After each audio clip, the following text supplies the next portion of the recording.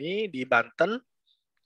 Kemudian yang ketiga itu saya minta teman-teman ada yang diminta baca untuk artikel tentang Wawacan Sulanjana ya terkait dengan penghormatan orang Sunda terhadap Dewi Sri. Ya. Dewi Sri itu Dewi Padi ya dalam tradisi kuno ya Jawa kuno dan di Sunda terutama. Kemudian satu lagi apa? Satu lagi apa tuh? Lupa saya. Maca Syekh, Mocowan, Mamaca ya, Mamaca di Madura ya. Yang isinya adalah bagaimana kisah Nabi Yusuf alaihi salam itu dibacakan oleh masyarakat sekitar yang syarat akan nilai-nilai keislaman gitu ya. Nah, untuk mengetahui bagaimana teman-teman membaca, maka saya meminta semua untuk membuat PowerPoint ya, membuat presentasi yang akan dipresentasikan hari ini.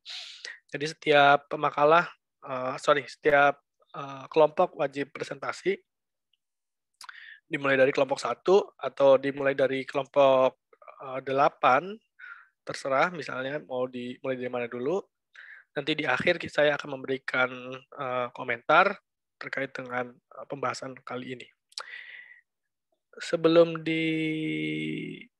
dimulai presentasinya, saya pengen absen dulu ya. Sebentar. Absen.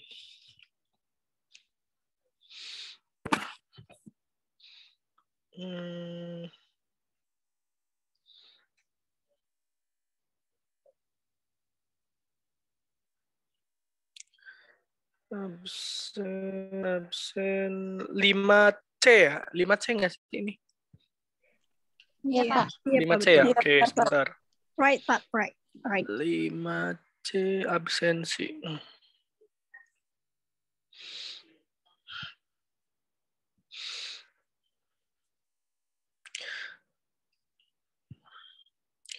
Jelita, ada Jelita? Hadir, Pak. Andiro, terus Jihan.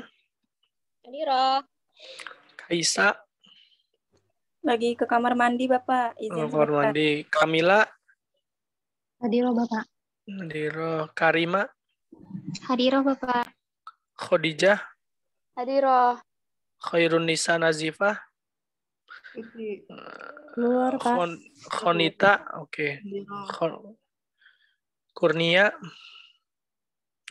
Present, Pak. Hadir. Latifa Zahrani. Hadiro, Pak. Oke. Lu'il Maknun. Hadiro, Pak. Hadiro Maharani. Hadir, Pak. Masyrifah. Hadir, Pak. Hadir. Mawaddah. Mawaddah ada nggak? Mawaddah? Nggak ada ya? Sinyal sepertinya, Pak. Sepertinya, Pak. Melina cuti ya? Iya. Mifta ada? Hadir, Pak. Hadir, Pak. Hadir. Minhatul Maula. Hadir, Pak. Hadir. Miyah Salsabila. Hadir, Pak. Munirah ada? Halo, Munirah. Hadir, Pak. Hadir. Hadir ya. Mutia Salma Habibah. Mutia ada? Mutia. Oh, nggak ada ya? Belum ada. Mana tadi? Kayaknya ada, dah, Pak. Di sini nggak ada tuh. Keluar tadi kayaknya, nggak tahu. Belum Masuk. Mutiara. Hadir, Pak. Mutiara, hadir. Nadia Almas. Hadir, Bapak. Nadia Tasya. Hadir, Pak. Hadir. Nahdiah Nurul Islamiyah. Hadir, Pak. Hadir. Nadra. Hadir, Pak. Irnafa. Present, Pak. Hadir. Najiatul. Hadir, Pak. Nashwa. Hadir, Pak. Nelly. Nelly ada? Hadir, Pak. Hadir, Pak. Nelvi. Ada. Hadirah, Pak. Neng Astri. Neng Astri ada. Kita hadir, Pak. Hadir. Hadir. Panik. Neng Zenit. Hadir, Pak. Nesh Tia Fitri Hadir, Nasrul. Pak. Hadiroh. Nikmatul. Hadiroh. Novi Lihatuz Zahra. Hadiroh, Pak. Hadira. Novia Hadir, ada. Pak. Hadira. Nur Anissa. Hadir, Pak. Hadira. Oke, sudah. Ya, silakan kelompok 1. Nelly, tolong share screen. Siapa yang mau share screen?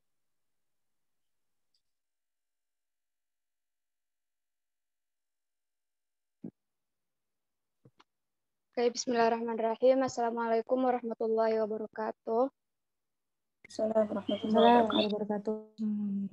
Kami dari kelompok 1 akan mempresentasikan PPT yang telah kami buat dengan judul Kearifan Lokal dalam Wacana Sulanjana, yaitu tradisi menghormati padi pada masyarakat Sunda di Jawa Barat, Indonesia. Kelompok kami terdiri dari Novia, Kamila, Nelly, Neng Astri, dan saya sendiri. Untuk pendahuluannya akan dibaca oleh Kamila. Kepada Kamila dipersilahkan. Baik, bismillahirrahmanirrahim. Makanan pokok beras dikenal dalam berbagai bahasa, contohnya bahasa Indo-Jerman, Rais, Mesir, Rus, Latin, Orize, Jepang, Kome, dan Vietnam Brah. Istilah tersebut tampak memiliki dasar ucapan yang mirip, kecuali Kome dalam bahasa Jepang. Hal itu dimungkinkan karena sejak zaman dahulu beras sebagai makanan pokok digunakan di wilayah lebih luas lagi daripada yang sekarang. Selain sebagai makanan pokok yang tak tergantikan, padi juga merupakan sesosok tumbuhan yang sangat dihormati. Tumbuhan ini dianggap penjelmaan dari Dewi Sri. Kisah padi yang dikaitkan dengan Dewi Sri ini terdapat di Bali, Jawa Tengah, Jawa Timur, dan Jawa Barat. Namun ceritanya satu dengan lain sangat berbeda-beda. Asal-usul Dewi Sri ini mengingatkan pada nama Laksmi atau Sri, istri Wisnu. Suami istri ini dalam kehidupan sebagai Dewi Kesuburan atau Dewi Kemakmuran dan Dewa Kejayaan atau Dewa Kesejahteraan. Selama musim hujan, Wisnu tertidur di atas naga besar.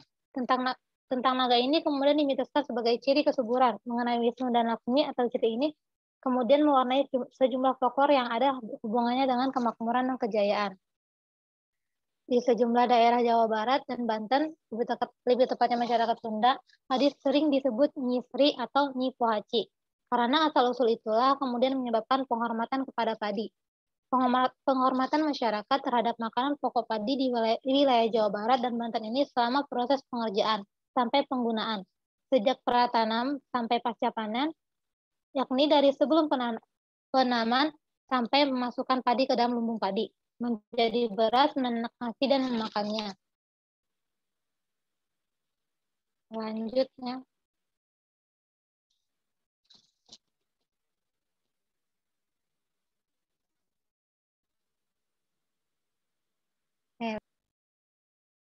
Selama proses tersebut, masyarakat Sunda sangat hormat, berhati-hati, dan membina kebersamaan dan menjauhkan diri dari keserakahan.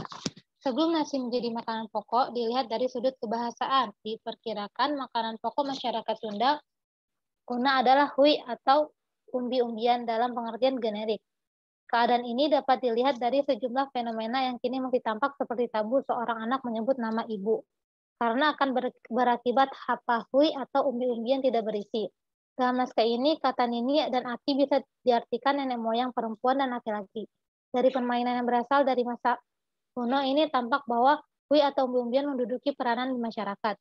Istilah penggunaan hui ini sangat menarik untuk ditelusuri lebih lanjut dalam hubungannya dengan kata lain di daerah Jawa Barat seperti Ciamis, misalnya hui kumeli berarti kentang, di daerah Bandung dan sekitarnya hui bolet berarti ubi jalar, di daerah Sukabumi hui berarti ketela pohon, dan di daerah Majalengka hui berarti umbi-umbian meliputi beberapa jenis seperti antara lain hui manis, hui jahe, hui legi, dan hui kamayang.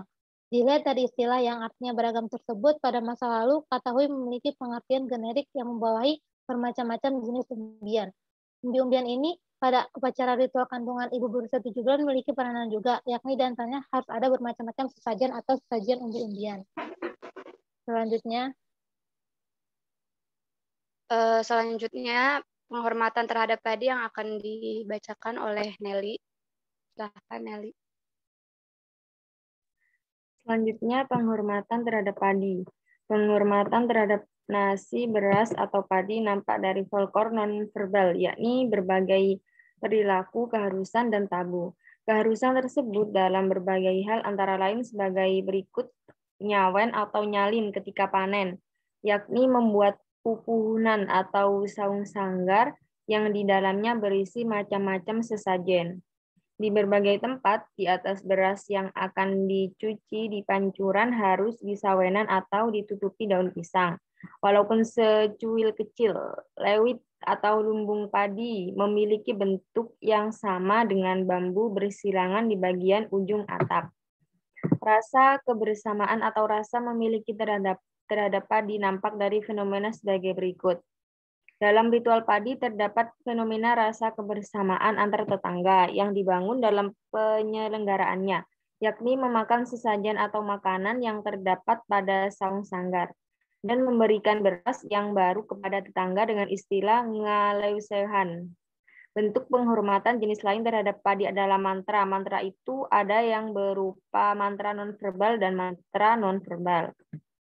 Mantra pasca panen ditemukan dalam kata-kata seperti mupul endan atau mengikat padi, ke kaleut atau berjalan menuju lumbung padi, di leut atau di lumbung padi, muka pantoleut atau membuka pintu lumbung padi, ngasupkeun pare kaleut atau memasukkan padi ke lumbung padi, ngelep pare di leut atau menata padi di lumbung padi, netepkeun pare di leut atau menghibur Dewi Sri supaya betah di lumbung padi, dan nangingekun pare atau membangunkan Dewi Sri, Dewi Padi ketika mengambilnya. Oke, selanjutnya naskah dan teks wawacan Sulanjana yang akan saya bacakan sendiri. Adapun wawacan Ogin dan wawacan Sulanjana berada dalam tradisi tulisan. Tradisi tulisan jelas memiliki relatif kestabilan daripada tradisi lisan. Wawacan Ogin dan wawacan Sulajana keduanya dibacakan pada ritual kehamilan, kelahiran bayi, dan siklus penanaman padi. Dibandingkan dengan wawacan Ogin, maka wawacan Sulajan isinya lebih dekat dan ada hubungan kaitannya dengan masalah padi. Oleh karenanya, wawacan Sulajan lebih dikenal oleh masyarakat Jawa Barat dengan bukti bahwa ia terdaftar di dalam katalogus naskah yang sangat banyak. Teks wawacan Sulajana tidak begitu panjang, yakni sekitar kurang lebih 300 pada atau bait saja. Naskah-naskah wawacan Sulanjana karena dipakai ritual, penyalirannya sering dilakukan tanpa sumber karena memang penulisnya sudah sangat hafal. Apabila ditelusuri, teks naskah tersebut berasal dari naskah otograf atau naskah pertama yang dikarang oleh penulisnya yang sama. Namun ada kalanya apabila dibandingkan dengan naskah-naskah dari tempat yang jauh, teks-teks naskah ini bisa dikatakan berbeda versi karena terdapat perbedaan urutan buku, perbedaan nama tokoh, atau terjadi pergeseran peristiwa. Walaupun bentuk wacana dalam khazanah kesusastraan Sunda baru muncul sekitar abad ke-17, namun mite padi sudah ada dalam periode yang sangat tua. Menurut Johannes Jokabusras, cerita Sri Sedana merupakan mite nenek moyang dari masyarakat primitif di Jawa. Oleh karenanya, dalam wawacan Sulanjana, walaupun kisah tersebut dapat dipahami, namun detil-detil bacaan di sana-sini seringkali tidak dapat dipahami. Antara lain, tokoh utama Sulanjana dengan ada pula nama Sri Sedana yang muncul begitu saja tanpa ada kaitan dengan kisah. Tokoh penting dalam kisah ini sebenarnya adalah Dewi Sri, namun sangat sedikit masyarakat yang menyebutnya sebagai wawacan Dewi Sri. Seperti disebut sebelumnya bahwa Nyisri atau Puhaci digunakan untuk menyebut nama padi. Puhaci kemungkinan berasal dari kata pawah aci yang disebut-sebut pada mantra padi. Dalam kosmologi masyarakat Kanakes di Baduy, Banten, ada 3 buana atau dunia yang tertinggi dinamakan Buana Nyungcung, yaitu persemayaman Nangersaken atau Yang Maha Pencipta. Persemayaman Sunan Ambu dengan Nyi Pohaci Sangyang Astri yang asri sangat dekat dengan Buana Nyungcung, yakni sagorolong jeruk nipis atau sejauh gelinding jeruk nipis. Di dalam mantra-mantra ada nama dewi-dewi lain yang sering disebut seperti antara lain Sunan Amburatna Rarang, Pohaci Laksar Rarang, Pohaci Mayasari, Nyi Masdang Dayang, Rundaisari, Nyi Pohaci, dan Dewi Sri. Di dalam Mawacan Sulanjana, tokoh Dewi Sri berasal dari air mata Dewa Anta yang bentuk badannya ular. Dalam mantra sering diseru dengan nama Sang Kokok Rarang. Penjaga padi Nagaraja sebagai dewa kesejahteraan atau dewa kekayaan yakni Wisnu, dan Dewi Sri sebagai dewi kemakmuran. Di daerah Majalengka, Jawa Barat, pada sekitar tahun 1980-an, teks naskah Wawacan Sulanjana masih sangat produktif dan digunakan untuk ritual dalam siklus penanaman padi, mulai dari guar bumi atau mencangkul, tebar, menanam bibit, dan tandur atau menanamkan bibit padi di sawah. Begitu juga pada waktu tanaman padi kereneh sedang hamil, biji padi bener hejo, atau ketika padi mulai beranak, dan ketika upacara nyalin, memetik ibu padi untuk penanaman yang akan datang. Di daerah Majalengka, Jawa Barat, pada awalnya untuk ritual siklus penanaman padi seperti Mitembeyen Macul atau guar bumi dan Mitembeyen Panen, mengadakan pergelaran wayang kulit dengan lakon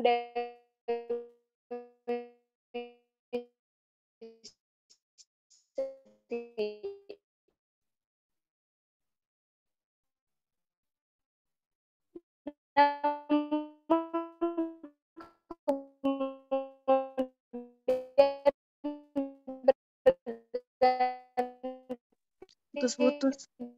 dengan pembina dengan alasan untuk penyelenggaraan ritual yang lebih 170-an hingga tahun 1800. Adapun pembacaan Wawacan Sulanjana merupakan ritual yang diadakan oleh perorangan. Anehnya, walaupun lokasi daerah Majalengka berdekatan dengan... Maaf, masih putus-putus kah? Udah enggak. Oh, maaf ya guys, jaringan agak mengganggu. Oke. Anehnya walaupun lokasi daerah Majalengka berdekatan dengan daerah Cirebon, namun di daerah Cirebon sendiri memiliki mite yang berbeda, yakni lakon Buduk Basu. Tokoh Buduk Basu ini di dalam Wawacan Sulanjana merupakan tokoh antagonis, walaupun dianggap saudara Pohaci atau Dewi Sri, karena ia selalu ingin menemui Dewi Sri dengan cara mengganggu padi. Kisah dalam Wawacan Sulanjana ini jelas sebuah mite padi yang berasal dari zaman pra-Islam. Adapun genre Wawacan merupakan bentuk sastra Sunda yang muncul sejak zaman Islam. Wawacan adalah cerita panjang yang diubah dalam bentuk pupuh atau nyanyian. Isi genre sastra ini sangat beragam, tidak terbatas pada fiksi, tapi ada pula yang non-fiksi. Wawacan ini juga berkembang seiring dengan perkembangannya Islam. Walaupun kisahnya tidak selalu menceritakan tentang Islam, namun terdapat keberpihakan kepada Islam. Sebagai contoh, apabila terjadi perang, maka raja yang dimenangkan adalah raja yang sudah memeluk agama Islam. Di dalam Wawacan Sulanjana ada pula upaya untuk melegitimasi dengan Islam, yaitu menyajikan kolofon berupa informasi endaksal atau informasi yang mengarahkan. Di dalam Wawacan Sulanjana bagian akhir terdapat ungkapan yang ada hubungannya dengan padi, beras, dan nasi. Diceritakan bahwa Dewi Nawang Wulan kembali ke kekayangan karena suaminya yaitu Prabu Siliwangi melanggar janji untuk tidak mengganggu pasakan padi. Pada zaman Islam, diperkirakan periode awal Islamisasi terjadi perubahan pada mantra, yaitu adanya legitimasi dengan Islam seperti terdapat pada sebuah mantra yang tertulis di dalam sebuah naskah yang berjudul Rarakan Nyi Pohaci atau Pasangan Nyi Pohaci. Isi mantra tersebut itu sebagai berikut. Hihit pangper iman, nyiru tampak ning iman, dulang ketuk ning iman, para bengker ning iman, haudungkuk ning iman, suluh solosot ning iman, seng kukus ning iman. Artinya, kipas sebagai penyebar iman, nyiru atau tempat membersihkan beras dari kulit-kulit padi sebagai lapangan iman, dulang atau tempat membolak-balik nasi sebagai menonjolkan iman, parako atau tempat memasak nasi sebagai benteng iman, Abu Bakar sebagai peneguh iman, kayu sebagai kepanjangan iman, dandang atau tempat memanaskan air untuk memasak nasi sebagai asap iman. Selanjutnya, parafase wawacan Sulanjana yang akan dijelaskan oleh Neng Astri Sofianti. Kepadanya kami persilahkan. Ya, selanjutnya jangan cepet-cepet itu scrollnya. Parafrase wawacan Sulanjana. Syahdan, ini ceritanya ya, jadi ceritanya dulu. Syahdan diceritakan bahwa Batara Guru dengan Patih Narada mendirikan Balai Pancawarna. Dewa Anta yang badannya ular tidak bisa melaksanakan tugas. Dia menitikkan air mata lalu menjadi 3 butir telur. Telur itu di kulumnya akan disampaikan kepada Batara Guru. Namun di perjalanan ia disapa oleh burung elang. Dewa Anta tidak bisa menyahuti sapaan elang itu karena mengulum telur. Lalu ia disambar oleh elang dan 1 telur jatuh di tegal kapapan. 1 lagi jatuh di tanah seberang. Menjadi kalabuat dan buduk basu. Di tegal kapapan, idajil kencing dan sapi betina meminumnya. Lalu sapi tersebut pun hamil dan kemudian melahirkan sapi gumarang yang sangat sakti. Sapi gumarang merajai binatang. Ia mengangkat kalak buat dan buduk basu sebagai anak. 1 telur yang tinggal diserahkan kepada Batara Guru. Dewa Anta ditugaskan untuk mengerami, lalu telur menetas dan menjadi seorang putri yang sangat cantik. Putri itu diserahkan kepada Batara Guru dan diberikan nama Puhaci. Terus Dayang atau Dewi Arumah. Puhaci disusui oleh Dewi Uma, istri Batara Guru, dan diasuh oleh Dewi Sri. Dewi Puhaci semakin cantik. Narada curiga kalau Batara Guru akan mengawini Dewi Puhaci. Bila itu terjadi, maka Batara Guru melanggar hukum karena Dewi Puhaci disusui oleh Dewi Umah, istrinya, yang berarti Puhaci itu anak Batara Guru juga. Untuk menghindari perbuatan tercela itu, maka Dewi Puhaci dihentikan menyusu dan sebagai gantinya diberi buah khaldi. Dewi Puhaci ternyata tidak diberi buah haldi lagi karena terus kemudian dia sakit karena ketagihan dan akhirnya meninggal dunia. Mayat Dewi Puhaci itu diurus oleh Bagawat Sang Sri. Dari perkuburan Dewi Puhaci tumbuh pohon kelapa dari kepalanya. Bermacam-macam buah berwarna hijau, kuning, merah, dan telinganya bermacam-macam ketan dari mata dan rambutnya. Pohon enau dari tangannya, bermacam-macam bambu dari jarinya, bermacam-macam tumbuhan merambat dari tali ari-arinya, buah-buahan dari susunya, dan rerumputan dari bulunya. Semar kemudian ditugaskan untuk membawa semua tanaman itu ke Pakuan untuk ditanam dan dijaga baik-baik. Negara Pakuan kemudian menjadi subur dan makmur. Terus istri Ratu Pakuan Prabu Siliwangi seorang bidadari bernama Dewi Nawangwulan.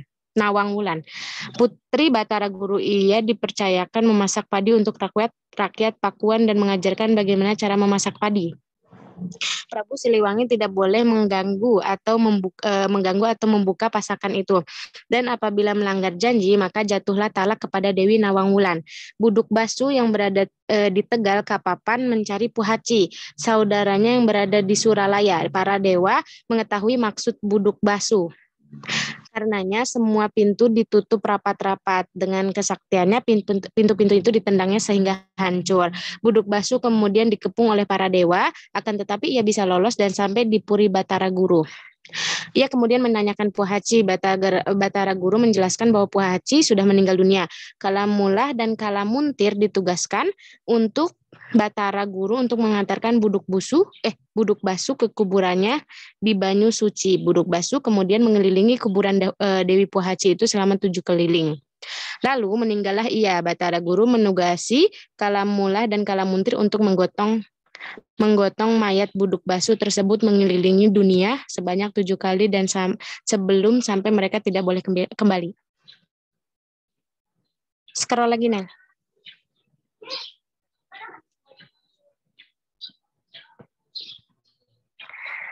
Di bawah pohon gebang mereka berhenti. Dahan gebang itu patah dan menimpa peti mayat. Dari dalam tambela keluarlah binatang-binatang darat dan bermacam-macam binatang laut. Kalamula dan Kalamuntir tidak kembali ke Suralaya karena takut dihukum oleh raja. Mereka mengadakan pembagian tugas, seorang menjaga binatang-binatang darat dan seorang lagi menjaga binatang laut. Tambela sendiri kemudian berubah menjadi badak. Ketika Pohaci masih hidup, Batara Guru mengeluarkan kama.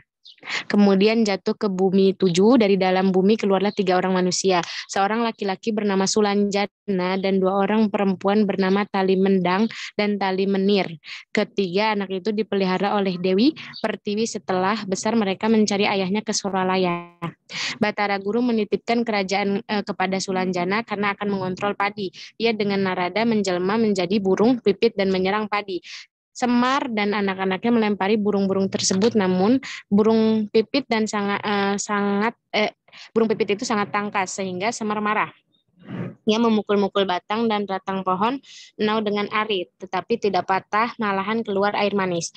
Dempu Awang dari negara Sabrang akan membeli padi ke Pakuan. Ia diterima oleh Kaliwon, kemudian diantarkan kepada Prabu Siliwangi. Prabu Siliwangi tidak melayani pembelian itu karena padi bukan miliknya, ia hanya titipan milik Batara Guru. Dempu Awang sakit hati dan ia meminta tolong Sapi Gumarang untuk merusak padi. Sapi Gumarang kalah buat Buduk Basu dengan anak buahnya kemudian menyerang padi. Batara Guru mengetahui keadaan padi yang ada di Pakuan dalam keadaan terancam. Ia kemudian menugasi Sulanjana, Tali Medang, dan Tali Menir untuk menahan serangan tersebut dan padi sehat kembali. Terus abis itu Sapi Gumarang marah, malu oleh Dempu Awang dirusakkan kembali. Terus abis itu disembuhkan lagi sama Sulanjana ini, terus berkali-kali dirusakin, terus disembuhin lagi sama Sulanjana ini. Terus habis itu pas setelah rusaknya lama, akhirnya mereka tuh Sapi Gumarang itu pun muncul mengajak petang tanding dengan Sulanjana. Terus habis Sapi Gumarang kalah, ia berjanji akan mengabdi kepada Sulanjana dan akan menjaga padi. Asal setiap memulai penanaman padi namanya disambat, dipanggil secara batin dengan kedua anaknya, yaitu Kalabuat dan Buduk Basu, serta disediakan daun paku pada pupuhannya, persyaratan untuk menanam padi. Pada suatu waktu, Dewi Nawangwulan sedang menanak nasi. Prabu Siliwangi penasaran, ingin melihat pasangan istrinya itu. Ia sangat heran karena masak 1 tangkai pada padi cukup untuk orang banyak. Maka dibukalah pasakan padi tersebut. Dewi Nawangwulan sangat kaget karena pasakannya masih berupa tangkai padi. Ia maklum apa yang terjadi dan ia pun kembali ke Kahyangan. Sebelum meninggalkan Kahyangan, ia berpesan agar disediakan lesung, dulang, kipas, bakul, dan kukusan untuk memasak padi. Lesung harus dilubangi panjang dan 2 lubang bulat di pinggir untuk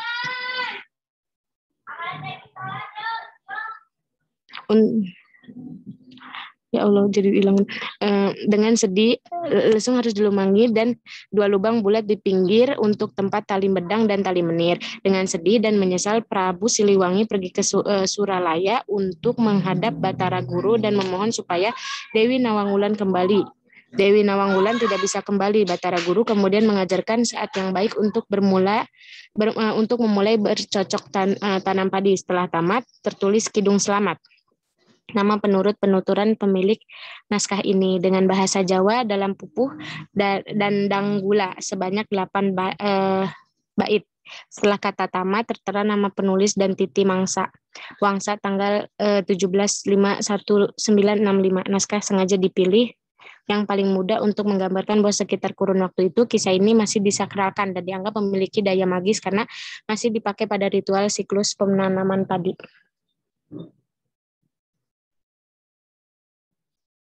Udah, Lel.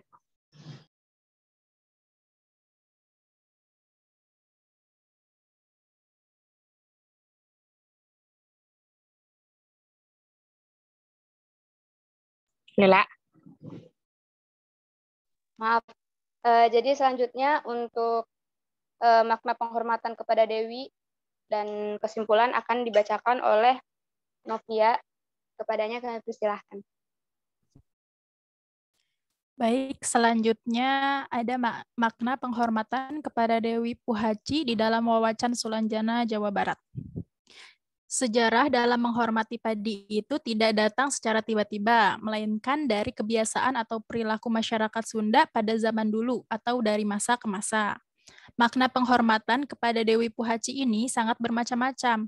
Jika kita kaitkan dengan perilaku tokoh yang memuliakan Dewi, antara lain yaitu Batara Guru, Prabu Siliwangi, dan Semar. Seorang tokoh Semar diperintahkan oleh Batara Guru untuk menjaga padi. Karena tokoh Semar ini orang yang sangat arif, Nusantara yang berasal dari masa pra-Hindu-Buddha. Kemuliaan lain yang ada hubungannya dengan makanan pokok adalah bahwa Semar merupakan lambang pemimpin yang sabar. Badranaya, tokoh yang tidak tergiur oleh keduniawian seperti pangkat dan kekayaan dunia. Artinya bahwa padi untuk kesejahteraan umat manusia harus dijaga oleh orang yang betul-betul jujur, orang yang tidak tergiur oleh kekayaan.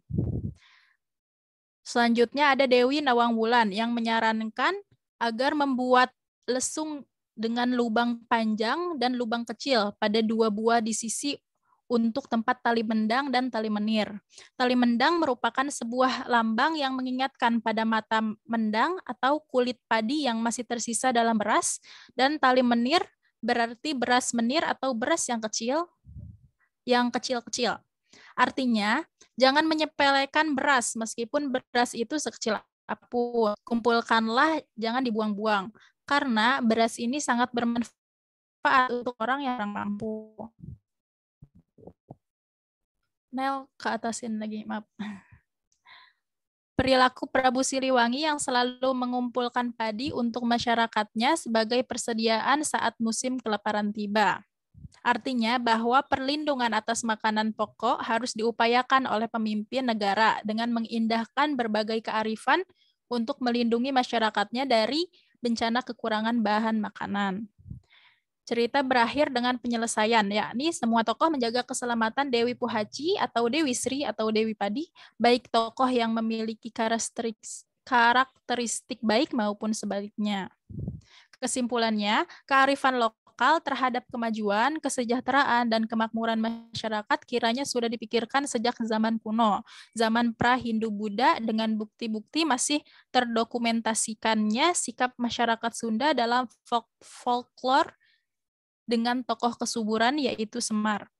Kemudian masuk agama Hindu-Buddha. Kisah ini diperkaya dengan hadirnya tokoh Dewi Kesuburan atau Sri dan Dewa Kesejahteraan atau Wisnu. Terakhir masuknya agama Islam. Kisah yang berkaitan dengan perlindungan terhadap makanan pokok diwarnai oleh nuansa Islam yang diantaranya pada masyarakat Sunda lahir dalam mantra naratif Wawacan Sulanjana. Ya, cukup sekian presentasi yang bisa kami sampaikan. Mungkin teman-teman semua ada yang mau menambahkan atau ada yang mau bertanya atau bagaimana? Atau gimana Bapak? Ya, dilanjut aja dulu ke kelompok 3 ya berarti. Kalau kelompok 2 sama nggak sama ini? Oh, oke. Kelompok 2 beda, Pak. Judulnya. Oh, beda. Oke. Dikira sama gitu. Ya, kalau beda kelompok 2 berarti. Oke. Selanjutnya silahkan kelompok 2 untuk mempresentasikan. Kami dari kelompok kami mengucapkan terima kasih.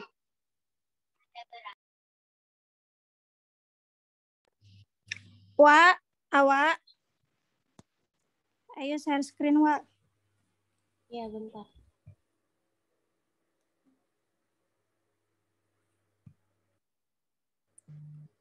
Kalau nggak Fitri aja deh yang share screen. Tapi lewat HP, nggak apa-apa ya. Udah belum? Oh, udah bisa ya, udah. Oke.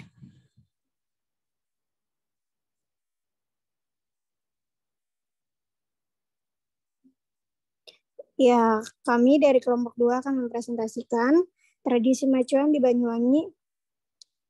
Kelompok 2 terdiri dari saya sendiri, yang kedua Latifah Zahrani, ada Mawada dan Nur Anissa. Baik, yang pertama akan dibacakan kepada Latifah Zahrani.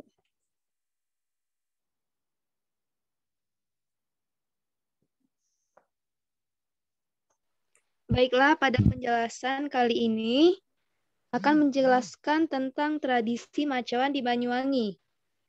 Di sini menceritakan tentang Lontar Yusuf Banyuwangi. Yang dimaksud dengan Lontar Yusuf Banyuwangi adalah sebuah puisi yang berisi tentang kehidupan Nabi Yusuf. Jenis naskah puisi ini merupakan hasil transformasi naskah tembang Yusuf yang berasal dari Cirebon, disusun pada tahun Jawa 1555. Istilah kata lontar di sini berarti manuskrip atau cerita dan tidak mengacu pada daun lontar sebagai tempat naskah yang dituliskan. Ada dua jenis kepustakaan yang berkembang cepat pada Islamisasi Jawa. Yang pertama, kepustakaan Islam santri, dan yang kedua adalah kepustakaan Islam kejawaan. Selanjutnya, ada bentuk variasi tembang dalam Lontar Yusuf Banyuwangi. Yang pertama, ritual tradisi keselamatan. Yang kedua, daur hidup manusia, seperti kelahiran, sunatan, dan juga perkawinan. Yang ketiga, ritual tahunan bersih desa terutama di masyarakat asing. Ini lanjut baca aja ya. Terus selanjutnya, acara pembacaan Lontar Yusuf atau mocoan secara lengkap, yaitu 12 pupuh, biasanya didendangkan di waktu malam setelah sholat Isya sampai waktu sholat subuh. Dalam acara ini, sekelompok pembaca Lontar Yusuf duduk bersila, berjajar saling berhadapan dan memakai alas tikar, lalu bergiliran mendengarkan larik-larik puisi Yusuf dan dalam ragam tembang cara asing yang berbeda. Naskah yang bentuknya puisi tradisional yang terikat dengan aturan tertentu. Bentuk puisi tradisional di Jawa yaitu tembang macapat memiliki aturan tertentu seperti guru gatra, guru lagu, dan guru wilangan. Tetapi di Banyuwangi bentuk puisi tradisional dikenal sebagai pupuh, tidak mengenal guru wilangan, hanya mengenal guru lagu. Selanjutnya adalah naskah yang bentuknya puisi tradisional yang terikat dengan aturan tertentu. Bentuk puisi tradisional di Jawa yaitu tembang macapat memiliki aturan tertentu seperti guru gatra, guru lagu, dan guru wilangan. Ini udah, tapi di Banyuwangi. Tetapi di Banyuwangi bentuk puisi tradisional dikenal sebagai pupuh, tidak mengenal guru wilangan, hanya mengenal guru lagu. Udah. Selanjutnya daftar nama pupuh yang akan dibacakan oleh Nur Anissa. Selanjutnya daftar nama pupuh, jumlah bait dan jumlah larik yang terdapat di LJB disertai ringkasan isi kisah dalam masing-masing pupuh. Yang pertama, kasmaran, terdiri dari 100 sampai 736 bait. Kedua, durma, 2 bait sampai 16 larik. Yang ketiga, kasmaran, 65 bait sampai 455 larik. Yang keempat, pangkur, terdiri dari 51 bait sampai 357 larik. Yang kelima, sinom, terdiri dari 5 bait sampai 45 larik. Yang keenam, pangkur, 28 bait sampai 196 larik. Yang ketujuh, durma, 77 bait sampai 616 larik. Yang kedelapan, pangkur, 46 bait sampai 322 larik.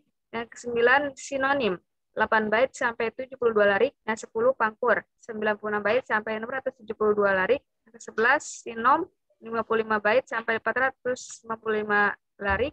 12, kasmaran, 51 bait sampai 357 larik.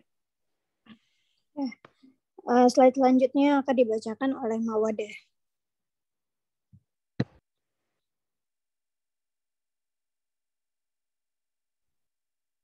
Selanjutnya adalah ragam kosakata dan modifikasi teks pegon dalam Lontar Yusuf Banyuwangi.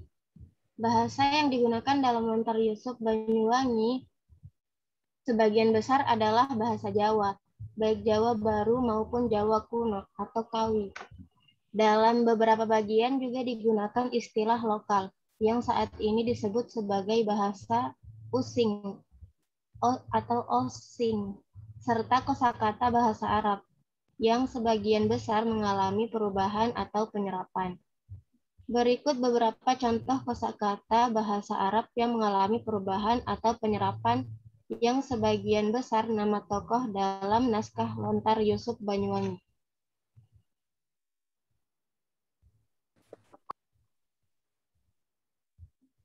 Kalau dalam Lontar Yusuf Banyuwangi, dalam kosakata dalam Lontar Yusuf, itu Yusuf. Kalau dalam kosakata bahasa Arab berubah dari Yusuf.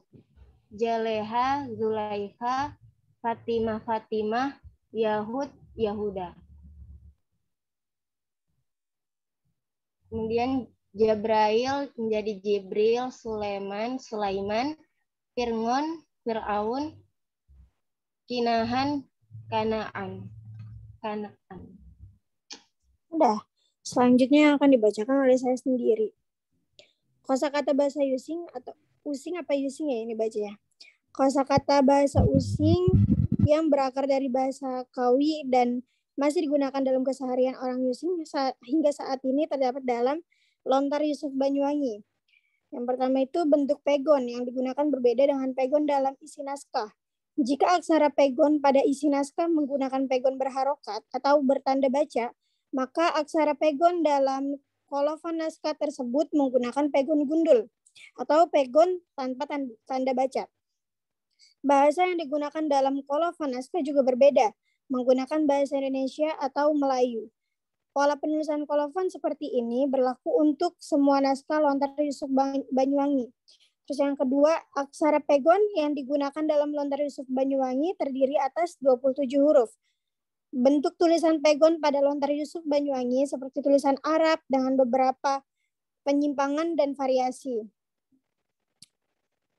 Sebagaimana tulisan Arab, huruf ditulis dan dibaca dari kanan ke kiri, seperti tulisan Arab. Pegon juga menggunakan penanda diakritik untuk menyembunyikan vokal atau harokat. Aksara pegon mempunyai 6 tanda vokal, selain vokal yang diadopsi dari tulisan Arab atau vokal A, I, U, dan A, I, dan O, dan U. 3 lainnya merupakan tanda vokal asli pegon dari Jawa, yaitu bunyi E, pepet atau E, taling atau E, dan O. Salah satu contoh penulisan aksara pegon dalam Lontar Yusuf Banyuwangi ada variasi penggabungan huruf W dan H dalam kaidah penulisan huruf Arab.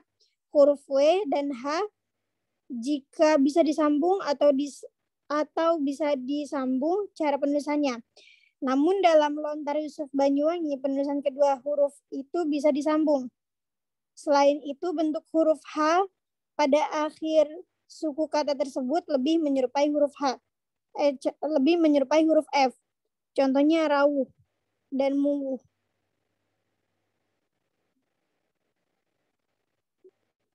Dah.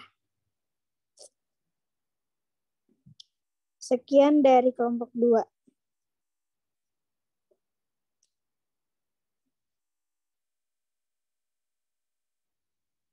Bapak, ini mau dilanjut ke kelompok 3 apa gimana, Pak? Iya, dilanjut. Tapi kelompok 3 beda lagi ya? Kelompok 3 sama, Pak, kelompok 2. Oh, yang beda. Yang beda kelompok 4. Udah beda lagi. Ya, silakan yang beda. Kelompok 4 berarti. Sekarang mulai kelompok 4, Jel. Iya. Ada beda.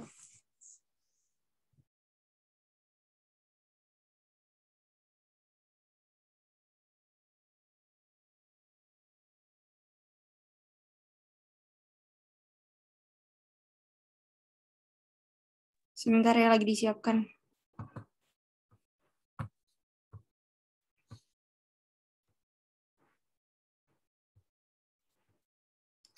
Share screen.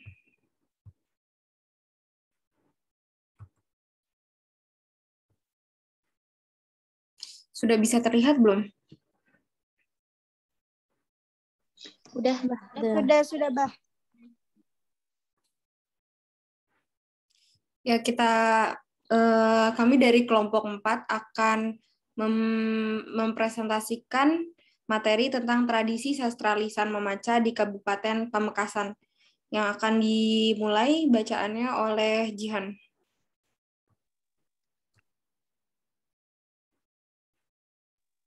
Silakan Jihan.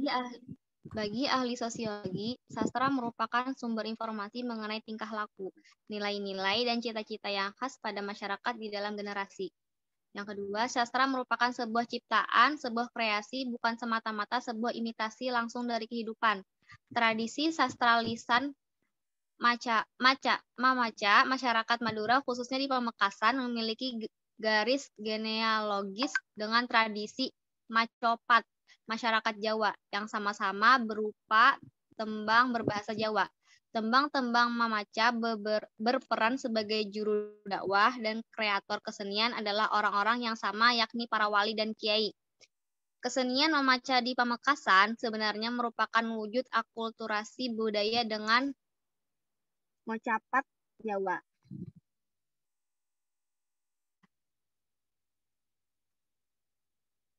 Menurut Greves, akulturasi merupakan suatu perubahan yang dialami oleh individu sebagai hasil dari terjadinya kontak dengan budaya lain.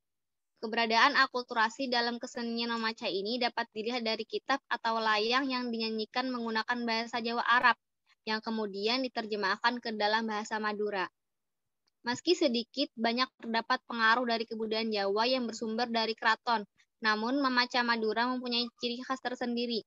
Tradisi sastra lisan Mamaca berfungsi sebagai sarana hiburan bagi masyarakat Madura yang menggabungkan seni, sastra, dan musik, karena pada pertunjukannya penyajian kesenian Mamaca diiringi seperangkat gamelan dan suling. Selain sebagai sarana hiburan, sastra lisan Mamaca juga dijadikan sebagai sarana ritual ruwakat bagi masyarakat Pamekasan sebagai pengusir atau penghilang sinyal dalam menjalani hidup.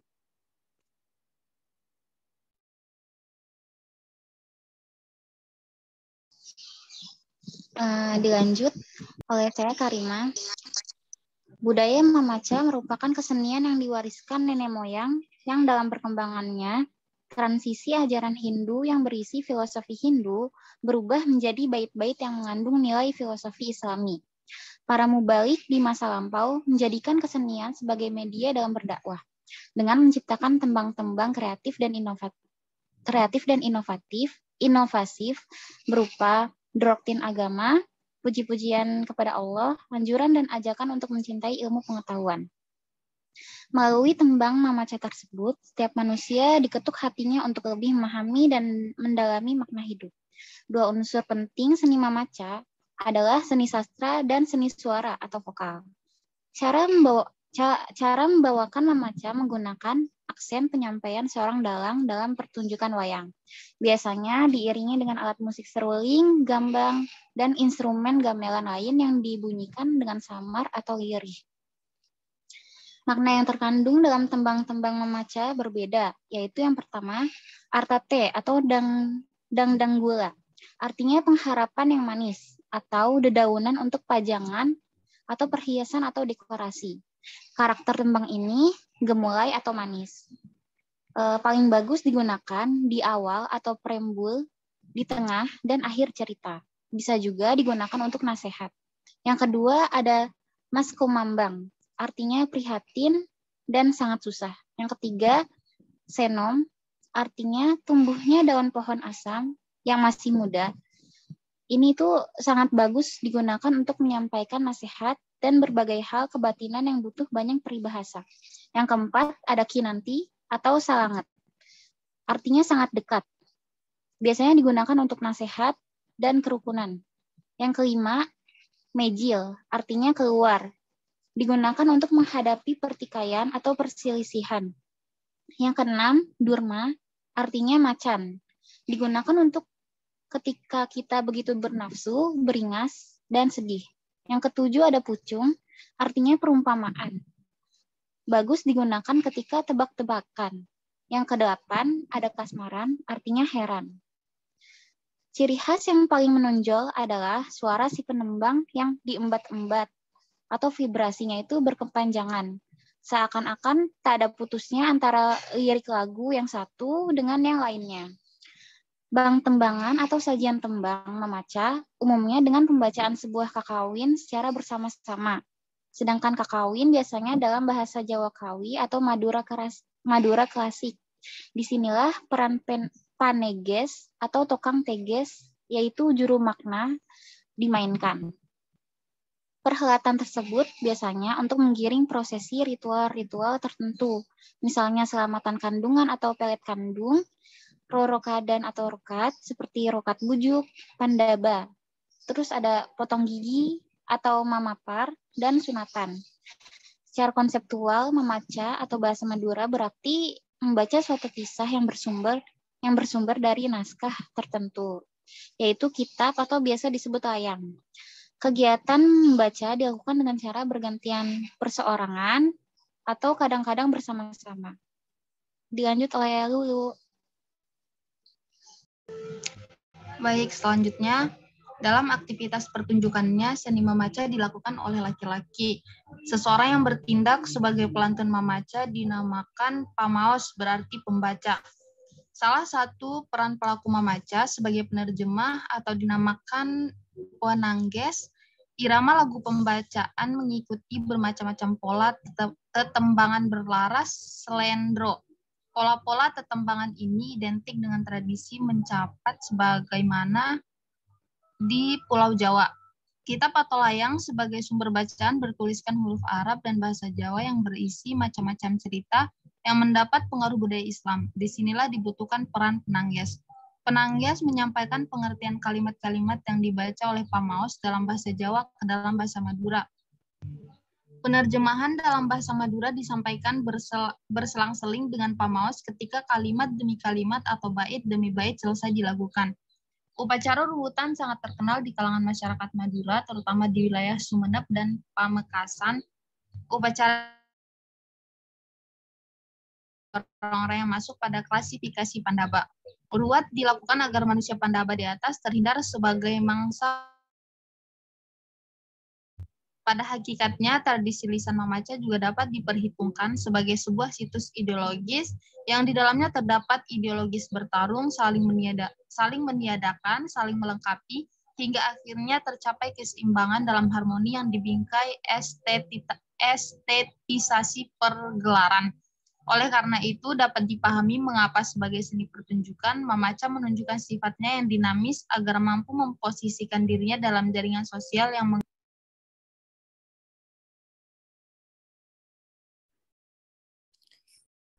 Ya, sekian presentasi kami dari kelompok 4. Terima kasih. Selanjutnya, apa Pak, presentasi langsung kelompok 5 ya Pak? Ya, boleh, silakan. Kelompok 5 sama kayak kelompok 1, Pak. Ada hal yang ditambahkan nggak? Misalnya yang nggak ada di kelompok 1. Enggak sih, Pak. Cuman kayaknya masih ada satu kelompok lagi, Pak. Satu artikel lagi. Iya, masih ada satu lagi. Oh, ya udah, silakan. Satu artikel lagi, yang lain aja. Kelompok 6 sama 7, Pak, yang sama. Oh, ya wes. Silakan kelompok 6 atau 7 yang mau ini. Gimana, Pak? Kelompok saya aja, saya kelompok 6. Ya, silakan. Silakan 6.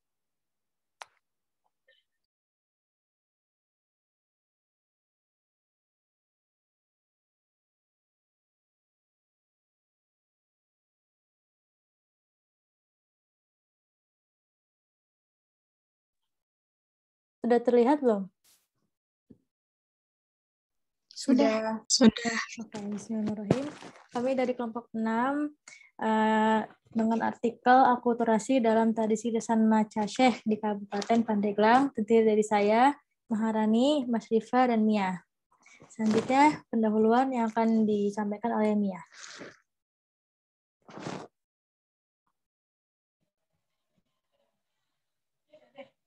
Bismillahirrahmanirrahim.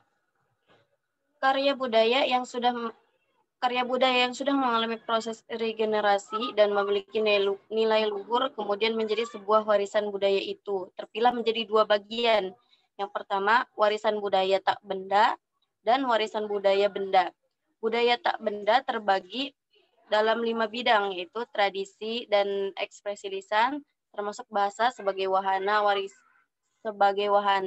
warisan budaya tak benda. Kemudian ada seni pertunjukan, kemudian ada adat istiadat masyarakat, ritus dan perayaan-perayaan, kemudian ada pengetahuan dan kebiasaan perilaku mengenai alam dan semesta. Yang terakhir ada kemahiran kerajinan tradisional. Definisi dari warisan budaya tak benda adalah segala praktek atau presentasi, ekspresi, pengetahuan, keterampilan serta alat-alat benda atau alamiah yang lainnya, juga artefak dan ruang-ruang budaya terkait dengannya yang diakui oleh berbagai komunitas, kelompok, dan dalam hal tertentu perseorangan sebagai bagian warisan budaya mereka.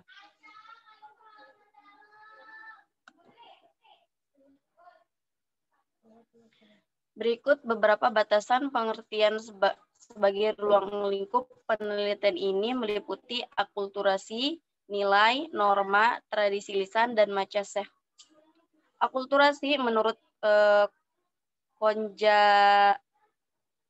Raningrat adalah sebuah proses yang timbul apabila suatu kelompok manusia dengan suatu kebudayaan tertentu dihadapkan kepada unsur-unsur dari suatu kebudayaan asing, kemudian lambat laun kebudayaan asing diterima dan diolah dalam kebudayaan sendiri tanpa menyebabkan hilangnya kepribadian kebudayaan itu sendiri.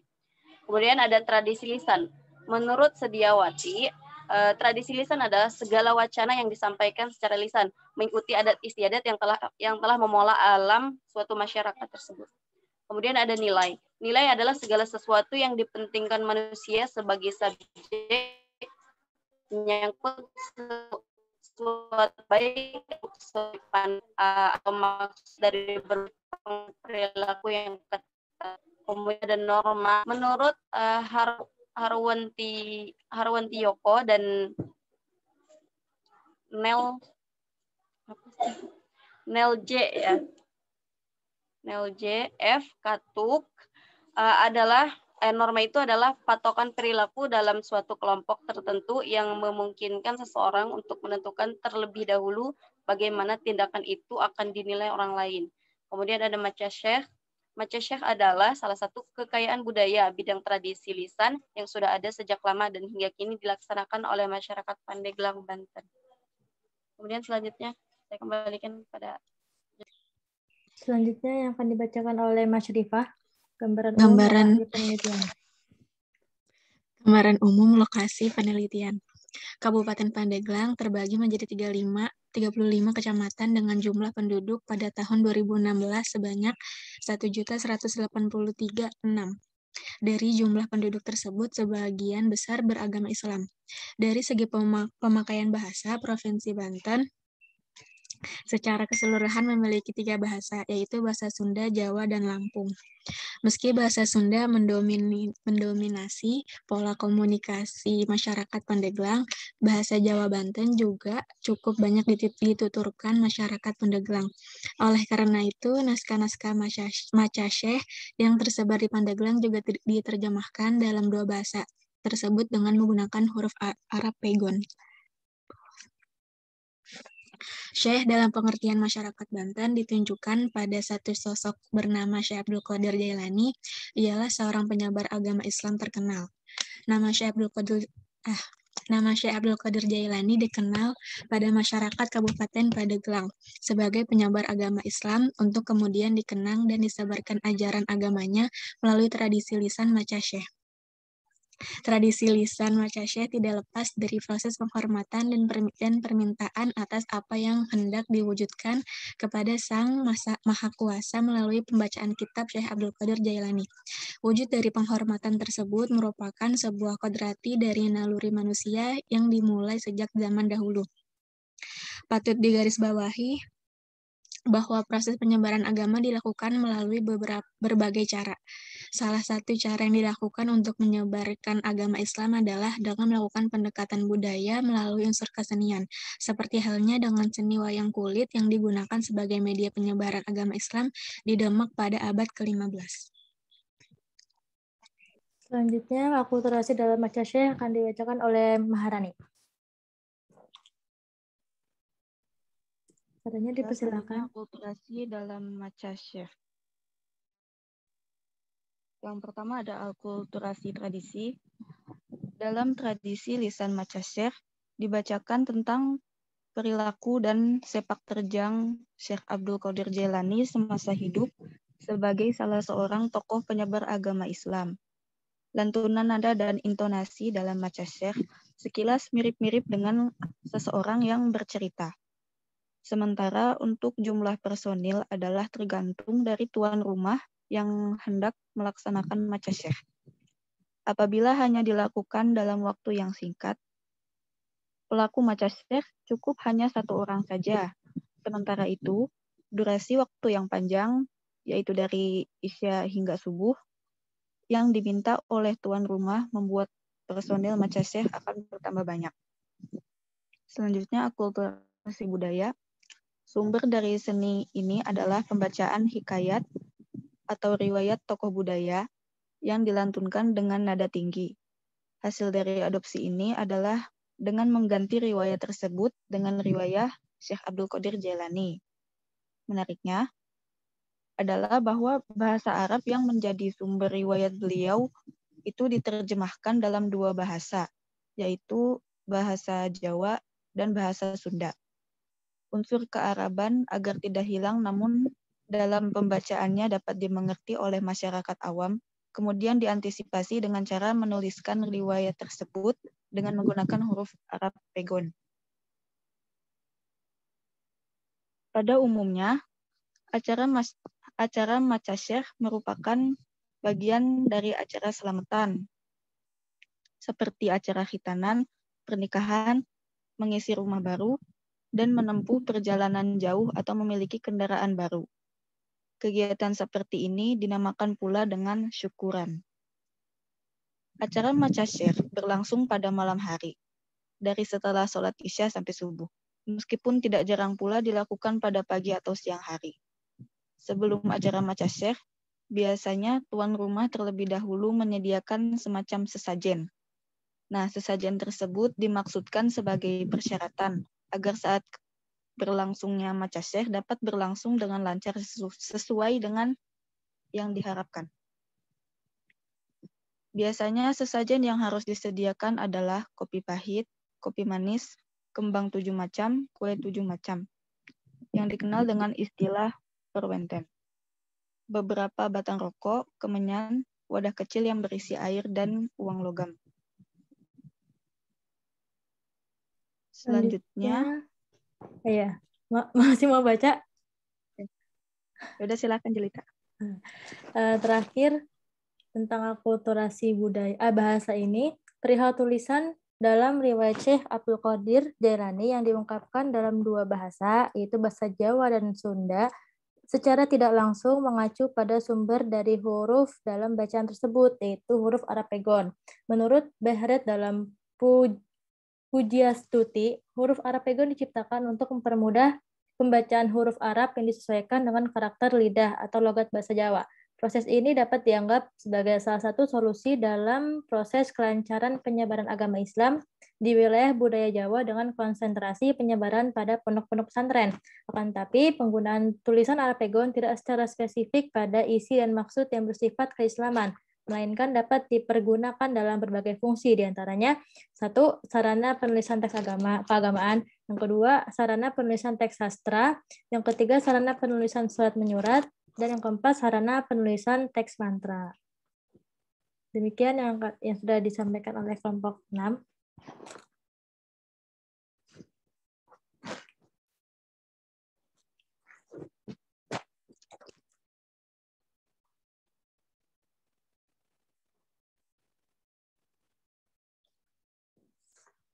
Bagaimana Bapak? Oke, Terima kasih semua sudah presentasikan ya. Tadi kan ada beberapa hal yang disebutkan dalam presentasi ya. Pertama ada akulturasi.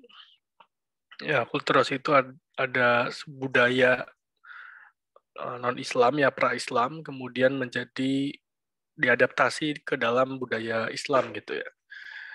Kemudian ada juga tadi disebutkan bagaimana kearifan lokal ya, seperti tadi menghormati Dewi Padi itu disisipi dengan nilai-nilai keislaman. Kalau kita perhatikan memang ya masyarakat masih melibatkan beberapa dewa dari agama Hindu ya. Tapi di sisi lain sebagai seorang Muslim mereka tidak serta-merta menolak gitu ya, atau tidak serta-merta mengkafirkan atau tidak serta-merta melarang gitu aktivitas itu. Artinya aktivitas itu masih diterima, namun dengan nilai-nilai keislaman tentu saja. Tadi ada sesaji, tentu kalau sesaji pada masa pra-Islam tujuannya kan beda ya. Kalau di masa Islam, meskipun ya memang ada yang ditujukan untuk menghormati leluhur, tapi pada dasarnya adalah kalau ketika sudah ada unsur-unsur keislaman, sesaji itu dianggap sebagai salah satu sedekah ya, gitu. Kemudian tadi juga kisah-kisah Nabi kan itu dinyanyikan ya atau dilakukan gitu dengan tembang-tembang tradisional. Tentu hal itu akan lebih melekat ya ketimbang tekstual yang dibaca secara ya biasa seperti kita baca yang teman-teman baca gitu seperti biasa itu tentu akan lebih melekat tentu ketika suatu teks itu dinyanyikan gitu ya.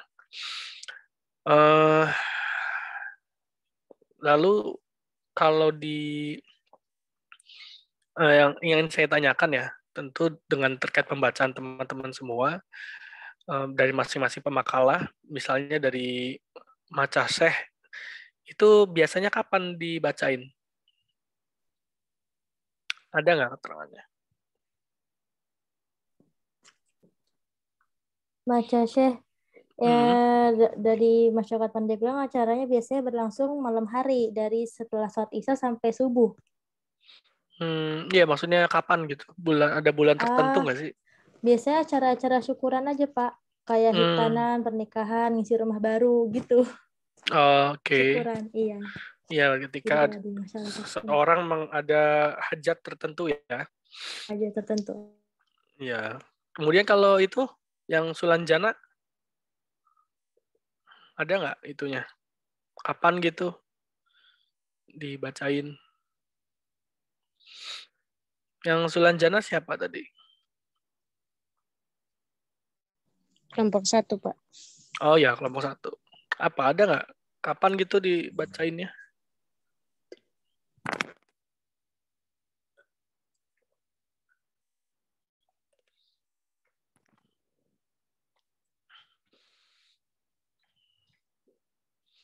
Ada nggak?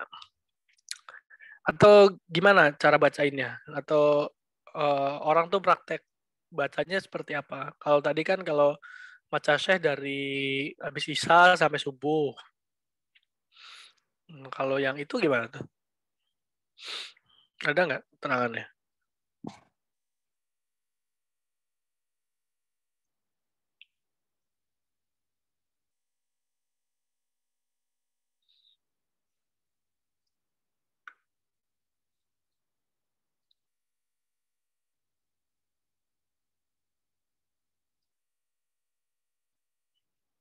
Halo, kelompok 1.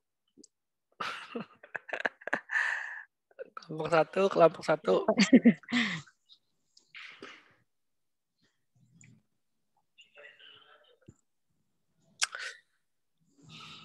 Oke, selagi nunggu kelompok 1, kelompok 2 gimana? Ada praktek tertentu nggak? Kapan gitu bacanya? Kelompok 2. Ya, kelompok 2 ya tadi ya? Iya, tradisi macoan beda lagi, Pak. Iya, macoan gimana? Kapan bacanya? Kalau macoan ini kan dia kan puisi gitu, Pak ya? itu biasanya di waktu malam habis sholat Isya sampai waktunya mau menjelang subuh. Berarti mirip sama maca Syekh ya? Mirip. Iya, Pak. Oke. Mau nambahin juga, Pak. Silakan. Jadi juga ini mocoan lontar Yusuf Banyuwangi ini juga dibaca ketika ritual bersih desa atau jadi masyarakat di situ tuh biasa membersihkan roh-roh jahat yang mengganggu setiap bulan Suro. Gitu. Oh, bulan Suro itu bulan Muharram. Iya. Ya, Muharram ya. Terus juga ini ada upacara tradisional daur hidup, yaitu upacara kehamilan biasanya dibacain, upacara kelahiran, upacara kanak-kanak, upacara menjelang dewasa, upacara perkawinan gitu. Oke. Iya, berarti artinya di situ ada tradisi yang dilakukan oleh individu ya, orang-orang masing-masing orang gitu ya, yang tadi kayak nikahan, hajatan gitu ya. Nah, ada juga tradisi yang dilakukan oleh secara komunal gitu ya, atau secara bersama-sama dengan orang lain, dengan penduduk desa gitu ya, dengan penduduk sekitar gitu ya. Artinya ada secara komunal gitu ya. Tadi ada tradisi yang dilakukan secara individual, artinya terkait dengan hajat atau kebutuhan individu ya. Misalnya kan kalau nikahan itu kan individu ya, individu masing-masing. Tapi kalau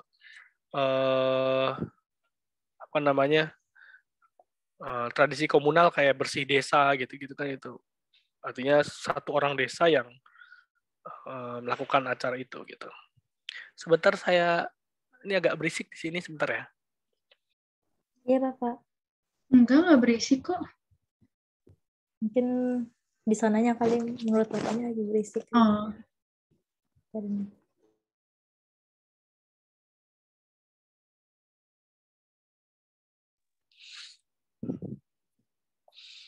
Oke, terkait dengan tradisi lisan gitu ya dalam manuskrip. Sebentar saya share screen dulu.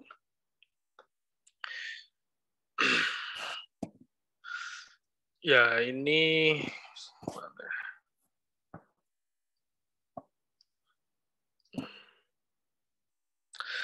ya tradisi lisan dan manuskrip tentu sangat berkaitan erat gitu ya.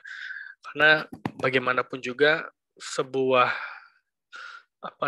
tradisi itu kan namanya tradisi. Tradisi itu sifatnya turun temurun gitu ya. Dari zaman nenek moyang dulu sampai sekarang gitu, itu secara turun temurun gitu. Nah itu biasanya teman-teman kan mungkin dulu waktu kecil sering dibacain dongeng apa gitu sama orang tua gitu ya. Kalau saya dulu kalau sekarang kan nggak tahu ya anak-anak milenial ya. Tapi kalau saya dulu kan dibacain dongeng misalnya tentang kancil, tentang ya termasuk tentang kisah-kisah nabi juga itu kan secara turun-temurun gitu ya, dongengnya itu dibacakan secara lisan gitu ya. Nah kemudian biasanya dongeng-dongeng itu karena biasanya dia menarik, kayak kisah Nabi Yusuf itu kan dalam Al-Quran diabadikan menjadi artinya menjadi satu kisah terindah gitu ya dalam Al-Quran gitu. Kisah Nabi Yusuf itu the most beautiful stories in Quran gitu ya. Jadi ada kisah dari bagaimana Nabi Yusuf lahir gitu. Itu qala Yusufu li abihi ya abati ini gitu kan, sampai dia melihat bintang, bulan gitu-gitu, sampai diceritain sebegitu detail dalam Al-Quran gitu, sehingga itu diabadikan dalam Al-Quran. Nah, begitu juga dengan kisah-kisah di Nusantara ini kan banyak banget gitu ya. Artinya nggak cuma kisah-kisah yang diadaptasi dari Islam saja, tapi juga kisah-kisah dari pra-Islam itu justru malah lebih banyak gitu. Nah, manuskrip dan tradisi lisan itu sangat berkaitan erat gitu ya, karena setelah dilisankan atau ditradisikan, itu biasanya ditulis gitu, naskah-naskah ini. Jadi Nusantara itu pada awalnya sebelum tradisi tulis ya, sebelum ditulis gitu, kisah-kisah itu ditulis, biasanya itu ditembangkan dulu justru. Jadi tradisi lisan itu adalah tradisi yang lebih tua ketimbang tradisi tulis di Nusantara. Gitu. Jadi emang dari nenek moyang kita itu dulu memang seneng apa ya, seneng melakukan tradisi-tradisi lisan seperti ini. Makanya tidak heran kalau ya dampaknya ke masyarakat kita kan, kalau di sosmed itu kan artinya kalau kita lihat secara apa namanya perspektifnya, orang nenek moyang kita aja dulu itu seneng menembangkan, seneng ini. Makanya di Indonesia di sosmed itu orang lebih senang berkomentar duluan ketimbang membaca isinya gitu. Jadi sehingga hoax apa itu gampang mudah sekali di sini. Tapi di sisi lain tradisi lisan itu setelah tradisi lisan biasanya kemudian ditulis gitu. Nah, kelemahannya tradisi lisan itu kelemahannya adalah sering berubah gitu ya, gampang berubah gitu. Ya namanya juga ketika teman-teman ngegosip ya, misalnya siapa Latifa misalnya, ini hari ini tugasnya membuat presentasi misalnya. Nah kemudian Latifa ngasih tahu ke Jelita misalnya, dan nah itu udah ada perubahan kadang. Jelita bilang ini hari ini kita bikin presentasi pakai PowerPoint gitu, itu ada perubahannya. Terus semakin banyak cerita itu berkembang gitu, itu semakin banyak berubah gitu. Ya maka dari itu ya kita bisa lihat ya, teman-teman suka gosip suka apa kan sering ada bumbu-bumbu yang kayaknya nggak tanpa sadar kita itu menambahi sendiri gitu apa yang informasi sebenarnya, sehingga ada perubahan-perubahan gitu dari zaman ke zaman, dari leluhur kita sampai sekarang itu justru perubahannya makin besar gitu. Itu kelemahannya ya tradisi lisan. Bukan kelemahan juga, artinya sesuatu yang berubah itu menjadi salah satu potensi kajian di sisi lain. Jadi adanya tradisi tulis itu adalah sebagai salah satu penambal gitu ya, penambal adanya tradisi lisan ya. Kelemahan tradisi lisan itu ditambal oleh tradisi tulis gitu.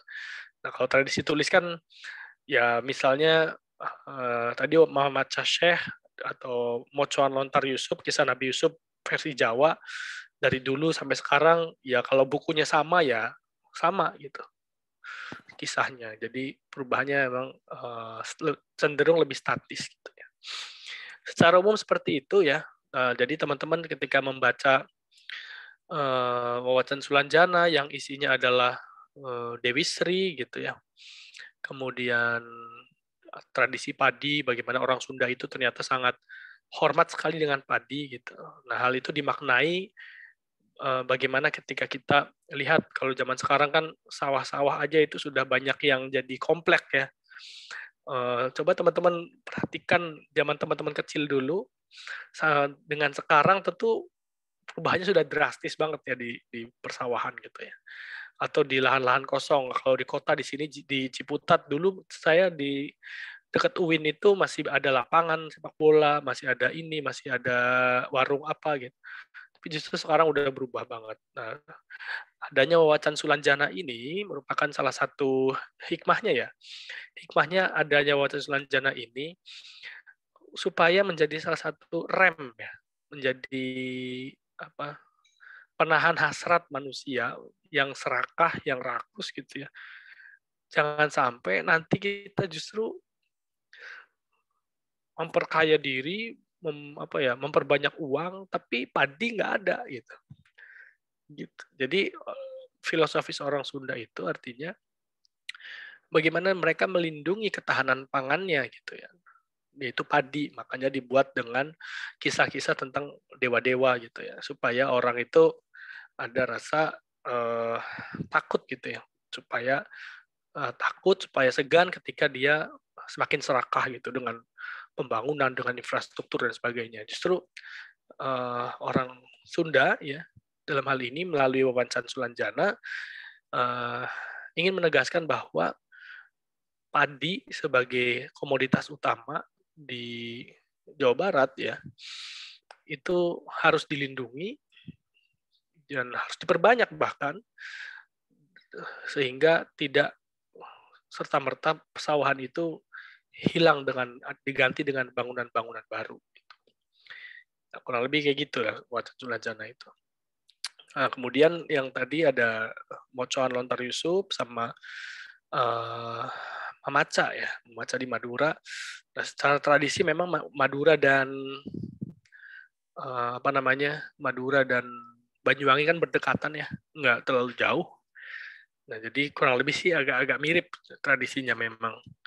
Kalau di Banyuwangi itu namanya mocoan ya, moco, maca gitu ya. Kalau di Sumenep atau di Madura kan maca. Nah, intinya kurang lebih sama. Tapi kisah yang menarik tentu kisah Nabi Yusuf. Gitu ya.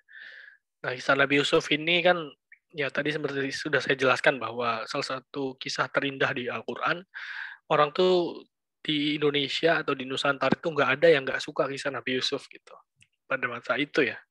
Atau sekarang juga tentu kalau kita baca lagi gitu ya, itu kisahnya melankolis banget gitu ya, dari apa ya, udah kayak sinetron lah. Kalau sekarang kan mungkin teman-teman suka nonton Ikatan Cinta gitu ya, ibu-ibu suka nonton Ikatan Cinta. Nah, kalau dulu tuh ibarat kata rating yang paling tinggi itu kisah Nabi Yusuf gitu. Kalau zaman dulu ya, gitu, rating yang paling top level gitu itu kisah Nabi Yusuf, karena hampir di semua pelosok Nusantara itu ada kisah itu. Di Indramayu ada, di Sumatera ada, di Pulau Sumatera, di Pulau Kalimantan, hampir semua pulau di Nusantara itu ada tentang kisah-kisah tentang Nabi Yusuf gitu. Nah, kemudian yang satu lagi Maca Syekh ya. Maca Syekh itu terkait dengan Syekh Abdul Qadir Jilani ya. Tentu kita tahu bahwa beliau adalah seorang sufi ya. Seorang sufi yang amat berpengaruh. Di Nusantara sendiri banyak tarekat-tarekat yang berafiliasi dengan beliau ya. Ada Qadiriyah Naksabandiyah, ada tarekat Qadiriyah, ada tarekat Naksabandiyah, kemudian ada tarekat-tarekat lain, tarekat Syaziliyah juga termasuk salah satu tarekat yang menghadrohi atau memberi hadiah Al-Fatihah kepada Syekh Abdul Qadir Jilani gitu. Nah, kisah tentang beliau ini kan kalau teman-teman pernah baca gitu tentang Syekh Abdul Qadir Al-Jilani, kisahnya itu banyak kisah-kisah hikmah gitu intinya sih gitu ya. Jadi orang-orang dulu itu seneng ngedongeng gitu, tapi bukan dongeng, seneng cerita lah itu. Seneng membaca cerita. Kalau sekarang mungkin novel ya. Nah, kalau dulu ya supaya lebih atraktif itu ditembangkan. Nah, kurang lebih seperti itu sih kalau naskah kuno dan tradisi lisan ya. Ada pertanyaan atau yang mau didiskusikan terkait dengan naskah kuno dan tradisi lisan?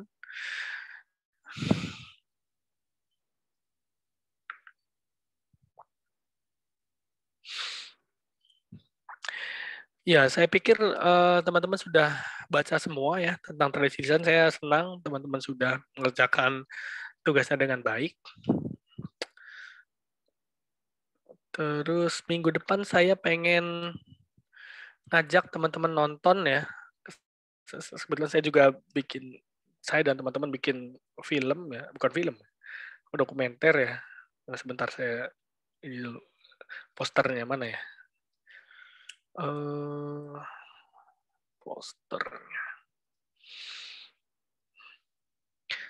Sebenarnya silakan ada yang bertanya sambil saya nyari posternya dulu bentar. Evan ini mau nanya teknis doang Pak, minggu depan udah mulai presentasi belum? Kelompok per kelompok yang dibagi 10 kelompok itu Pak. 10 kelompok yang mana ya? Iya, yang sesuai KPS Pak.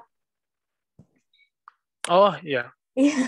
Oh iya, oke. Soalnya yang kelompok 1 minta kepastian gitu. Presentasinya mulai dari KPS yang mana gitu. Oh, oke. Dan dari bahannya siap. Nanti saya tentukan dulu ya. Tapi untuk minggu depan, saya minta teman-teman menonton satu video hari Jumat ya, videonya itu nanti tanggal 1. Sekarang tanggal apa sih? Tanggal berapa? Tanggal 23 ya? 23 Pak. Iya, nanti sebentar. Saya cari posternya mana ya?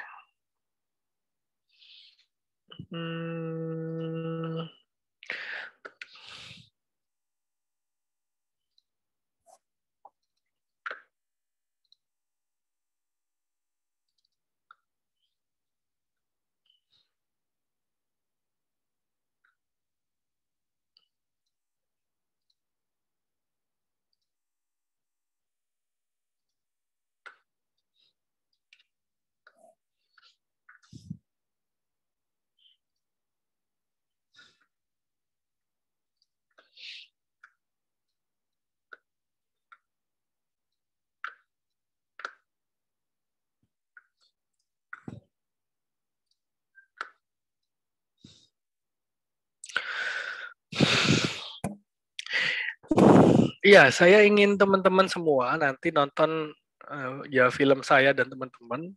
Saya punya film dokumenter atau ini peluncuran database manuskrip se-Asia Tenggara hari Jumat sih. Tapi ini 7:30 malam ya. Tapi kalau teman-teman mau dinonton di jam lain silakan. Tapi launching di YouTube-nya nanti jam 7:30 hari Jumat jam 1. Teman-teman tuh ada pengajian nggak sih kalau ini 7:30? Nggak ada, Pak. Nggak ada. Nggak ada ya? Oke, nah ini teman-teman nonton film ini, kemudian nanti ikuti ada giveaway-nya juga. Giveaway-nya itu voucher GoPay atau OVO gitu ya. Dia voucher lah, ada 2 juta rupiah untuk 20 orang pemenang. Nanti silakan ikuti kuisnya juga. Nah, untuk mata kuliah saya nanti teman-teman diminta untuk membuat resume dari video ini, film ini gitu ya. Gitu. Oh, jadi tugasnya kita resume, Pak? Ya, resume video ini. Pak. Berarti untuk minggu depannya lagi ya? Kan ini Iya, untuk minggu depannya lagi. Gitu ya, gimana? Siap nggak? Berarti ini tugasnya individu kan? Kalau resume? Individu. Ya kalau beruntung kan lumayan tuh dapat 100.000 ya.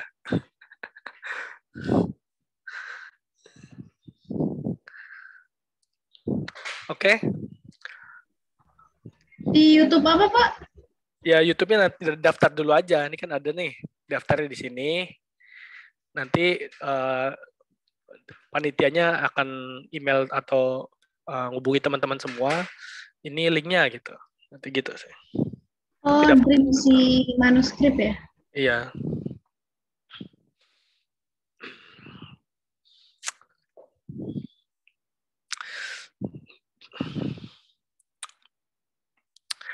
Jadi saya itu selain apa ya, selain peneliti manuskrip, saya juga senang videografi, senang bikin video, kemudian senang ya nulis ini juga, nulis skrip film juga gitu ya, film pendek gitu. Nah, salah satunya tentang manuskrip gitu ya, manuskrip atau naskah kuno di Asia Tenggara. Nah, ini kalau teman-teman di pertemuan sebelumnya nonton video itu ya. Nah, itu ya salah satu karya saya juga gitu. Nah, di Jumat tanggal 1, Jumat depan itu saya minta buat teman-teman sama-sama nonton gitu. Intinya sih ngajak ya. Ya barangkali beruntung kan lumayan tuh dapat 100.000 ya. Ada merchandise-nya juga gitu. Kalau ini kalau 7:30 malam nggak ada pengajian, ya silakan bisa nonton bareng-bareng, live stream ya. Terus ini juga ikuti giveaway-nya, asik. Nah, di situ tuh ada pakar-pakar naskah kuno di pakar-pakar naskah kuno Asia Tenggara ya. Yang ada di Indonesia, kemudian yang ada di Hamburg di Jerman, di Inggris juga, kemudian ada juga di Belanda gitu. Nah, di situ juga nanti ada pertunjukan mocoan ya. Kemudian ada pertunjukan atau tembang Kakawin Sutasoma ya. Kakawin Sutasoma itu yang isinya Bhinneka Tunggal Ika. Nah, itu kalau sebagai warga Indonesia tentu harus tahu ya gimana nembangnya itu sebetulnya itu kan tembang ya. Di moto negara kita atau semboyan negara kita kan Bhinneka Tunggal Ika. Nah, itu nanti akan ditembangkan oleh salah satu pakar naskah kuno dari Bali. Kemudian kisah Nabi Yusuf juga nanti akan ditembangkan oleh Ki Lebewarki itu dari Indramayu gitu. Itu sih, saya pengen ngajak teman-teman nonton ini aja, karya saya aja, film. Nanti dibikin resumenya, ya mudah-mudahan sih pada dapat giveaway-nya gitu.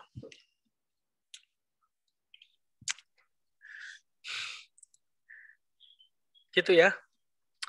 Oke, ada yang bertanya? Berarti minggu depan presentasi apa? Jadi maunya presentasi apa enggak? Katanya kamu satu udah bikin ya nggak sih? Kenapa? Ya udah silakan bikin. Berarti kelompok 1 besok ya? Ya enggak nih, Jihan, Nafa gimana?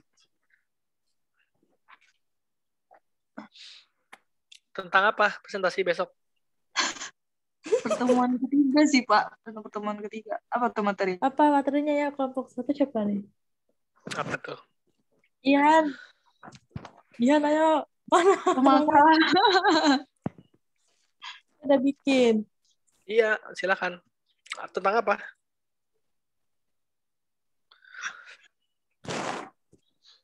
Mana nih? Gitu. Kan jawab. Halo, mana kelompok 1-nya? Bapak saya udah register, Pak. Iya, register ya. Registrasi dulu gitu. Syarat dapetin giveaway-nya apa, Pak? Kenapa? Syarat dapetin giveaway-nya katanya, Pak. Oh iya, nanti dikasih tahu. Ada panitianya yang ngasih tahu.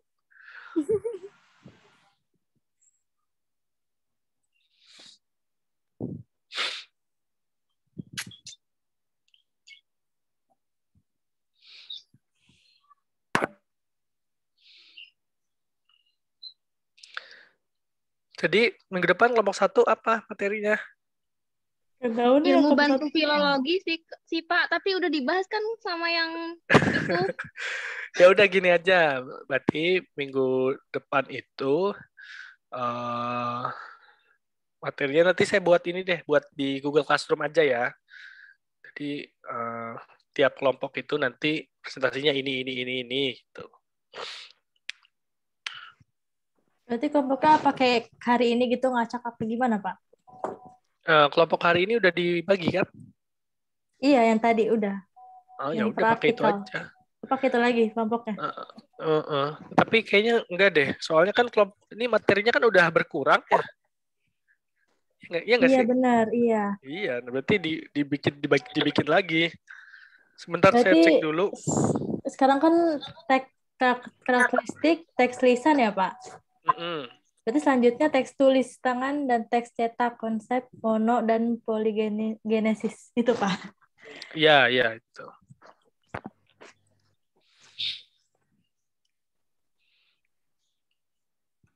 Oh, berarti jadi, materinya dari Bapak aja gitu? Iya, cuma maksudnya teman-teman gini aja. Jadi nanti teman-teman itu diminta untuk bikin kelompok ya. Kelompoknya itu kan coba dibikin baru, tapi mulai dari materi minggu depan berarti. Nah, namun setiap orang itu tetap wajib bikin laporan bacaan gitu. Jadi ada kelompok yang bikin presentasi, ada orang-orang yang bikin atau masing-masing individu bikin laporan bacaan. Nah, kurang lebih gitu sih, supaya teman-teman juga baca semua gitu, nggak cuma kelompok dia doang gitu. Oh, jadi yang kelompok presentasiin, tetap yang individunya resume gitu. Nah, rangkumannya. gitu maksud saya. Jadi biar intinya sih saya pengen teman-teman tuh baca ya, ya. baca itunya gitu. Kalau yang presentasi kan nanti bikin presentasinya gitu. Tapi masing-masing orang tuh bikin resumenya. Gitu aja ya. Oke, baik Pak, siap. Word kan, Pak? Kenapa? Kenapa Karima?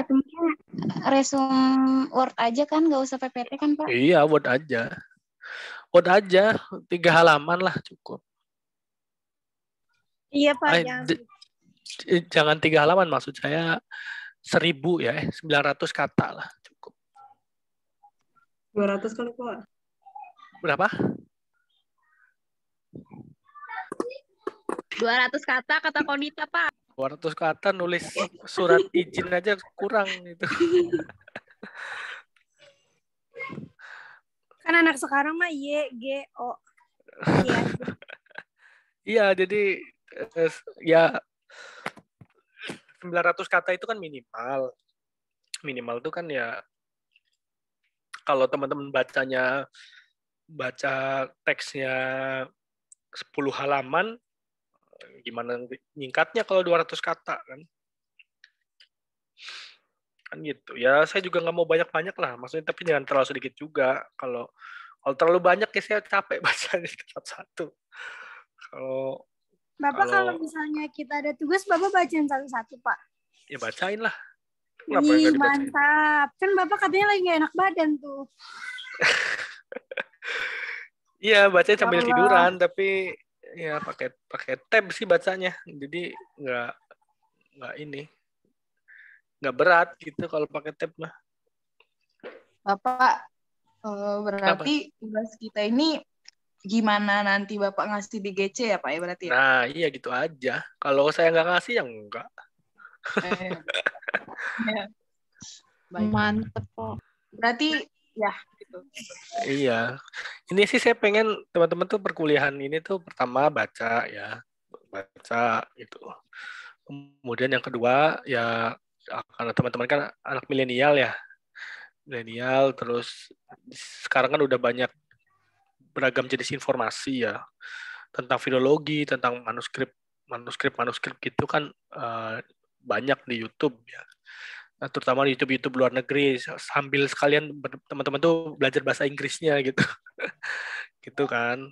Nah, jadi saya juga gitu dulu belajar bahasa Inggris tuh lewat YouTube yang ada di tentang manuskrip gitu ya. Nah itu dari dia bahas tentang Al-Quran, tentang apa gitu ya, tentang hadis, tentang fikih, versi bahasa Inggris gitu. Nah gitu-gitulah intinya kita juga pengen teman-teman tuh perkuliahan itu tidak hanya dia baca tentu wajib ya sebagai mahasiswa tentu, tapi juga teman-teman pandai memanfaatkan sumber-sumber lain, sumber-sumber media lain yang ada saat ini, misalnya di YouTube.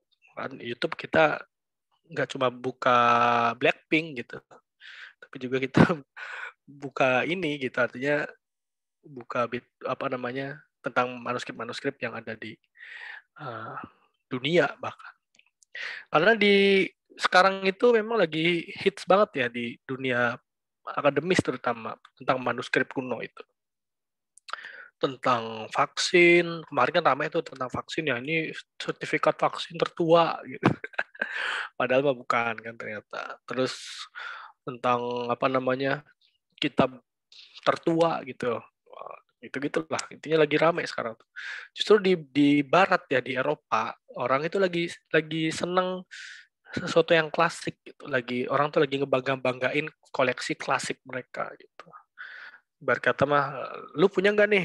Gue punya ini nih, punya kitab ini. Al-Quran tertua ada di gue nih. Gitu. Kalau yang lain kan, wah saya juga punya nih yang tertua. Gitu. Nah, jadi lagi rame kayak gitu sekarang tuh.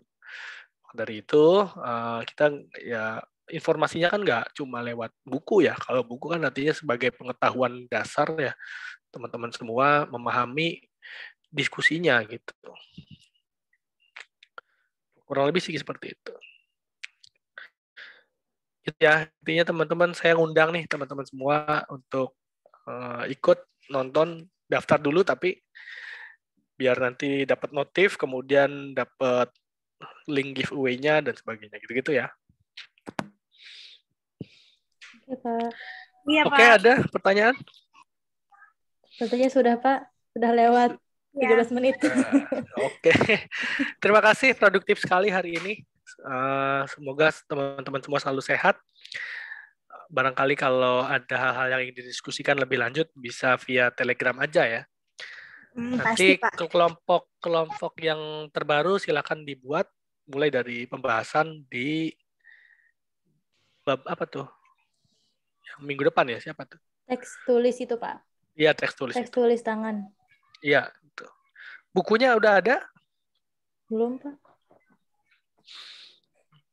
Ya, nanti saya kasih bahannya yang tentang itu, tentang teks tulis itu ya. Tapi nanti dia lihat GCR lah. Tugasnya Pak. seperti apa. Oke. Kelompoknya tetap dibuat ya, Pak?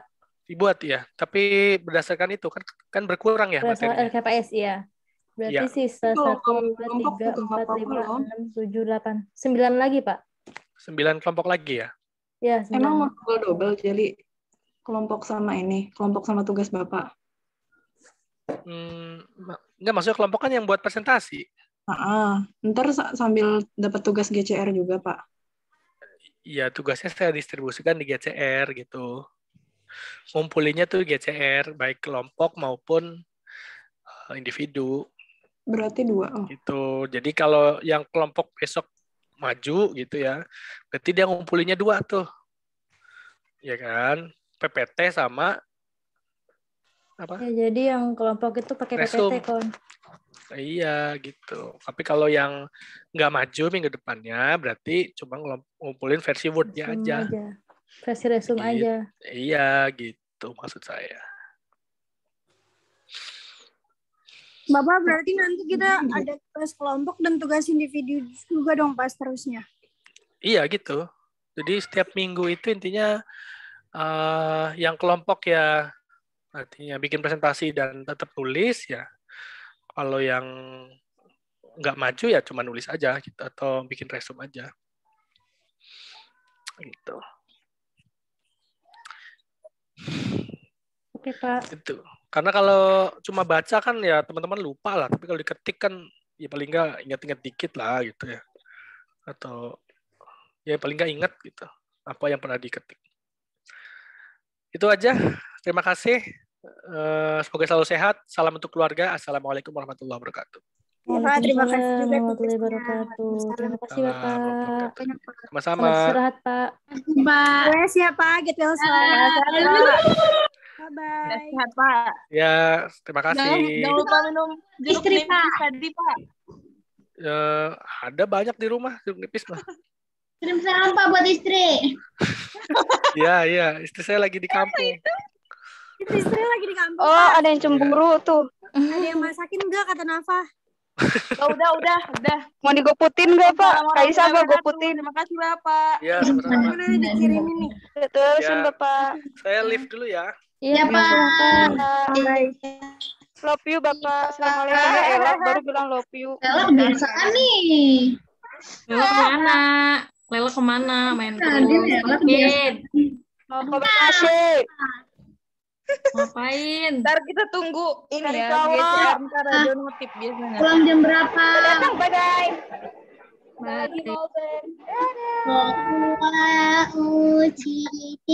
Semida. Dadah. Nanti Oh, di jadi GCR ada kota